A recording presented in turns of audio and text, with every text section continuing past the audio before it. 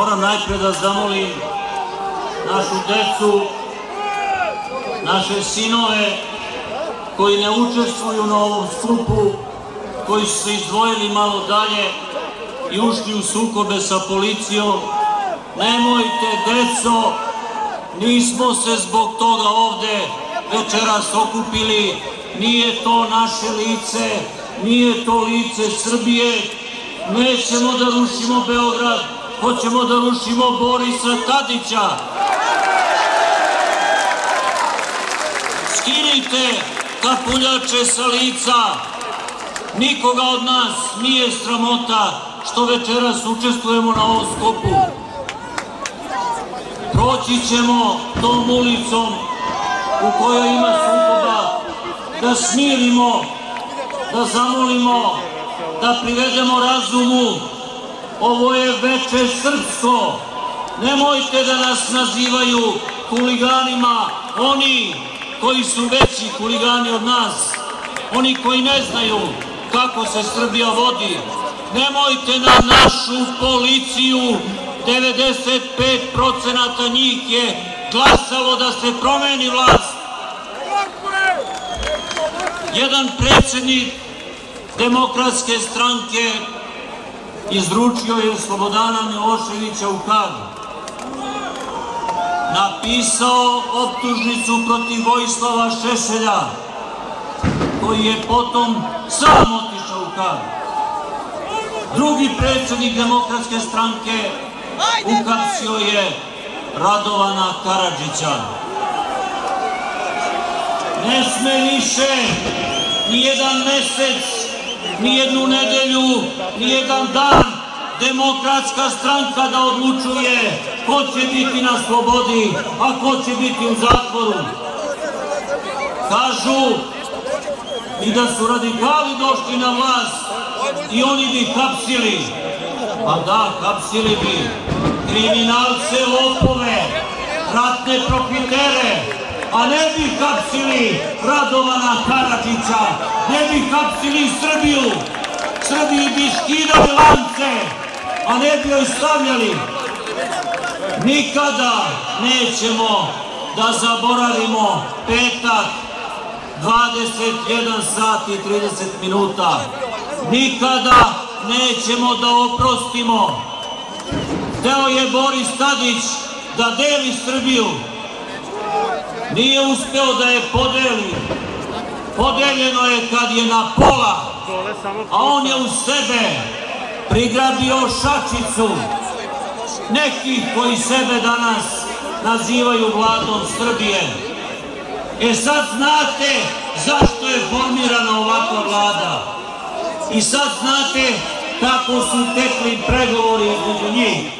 Ne oko toga ko će da bude ministar, nego oko toga kada će da bude uhapšen Radovan Karadžić.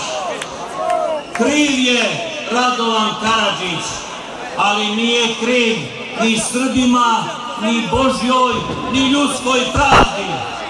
Kriv je što nije dao da Srbe kolju handžarima i kamama. Kriv je što je jedne noći izmoljen da predvodi Srbe u Republici Srpskoj, jer je bio najbolji, najčestitiji i najpošteniji od njih. Gde je još kriv Radovan Karadžić?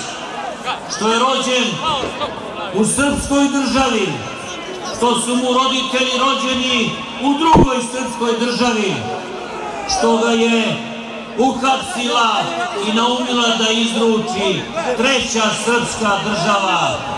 Ne treba nama Srbima ni Amerika, ni Evropska unija, ni Hag, ni MI5, ni 6, ni CIA, mi Srbi smo izgleda sami sebi dovoljni. E još bi da ćutimo, nećemo da ćutimo, danas dižemo glas do neba.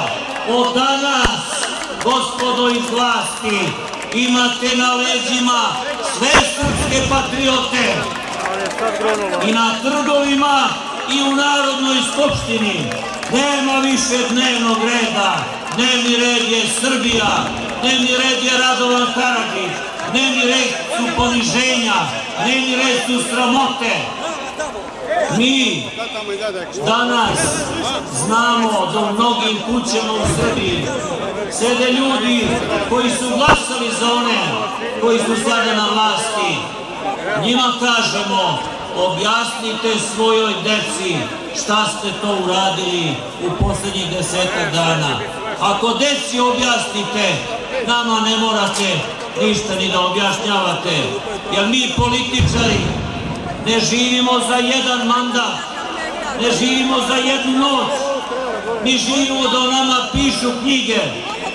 Radovan je sebe upisao u jedne knjige, Boris Tadić i njegovi satrapi upisuju sebe u druge, u loše knjige, u knjige koje srpska deca neće čitati za nekoliko godina. U ime tima za odbranu doktora Vojislava Šešelja, onim Srbima koji će da brane Radovana Karadžića, nudim potpunu pomoć.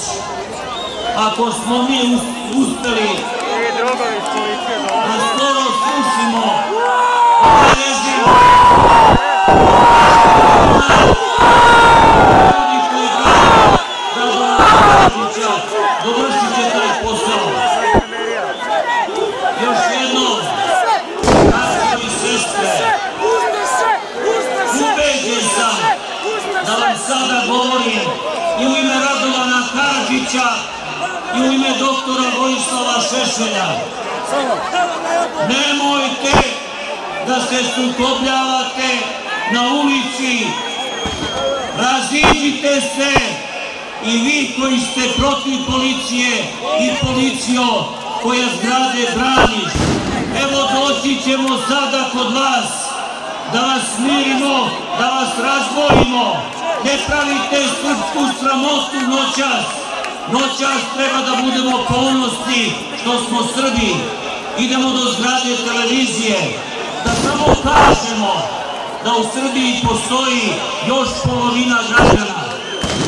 Molim vas, nemojte, ne hvalite sve ono dobro što Srbi rade.